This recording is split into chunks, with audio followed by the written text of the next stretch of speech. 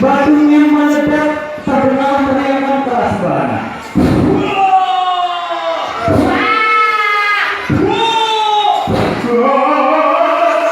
Sudarlun, sekitar 450 murid pendidikan anak usia dini dan taman kanak-kanak se-Aceh Besar memeriahkan acara dongeng yang disampaikan pendongeng nasional Kak Bimo atau Bambang Bimo Suryono di Aula Dinas Pendidikan Aceh, Banda Aceh.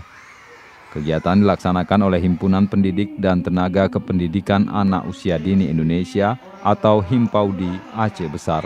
Sekretaris Himpaudi Aceh Besar, Sari Nurliana kepada Serambi menyampaikan kegiatan ini diikuti oleh 400 murid yang berasal dari 30 sekolah PAUD dan TK di Aceh Besar. Mereka berasal dari Loknga, Sibreh, Baitussalam, Ingin Jaya, Masjid Raya, dan Darul Imarah.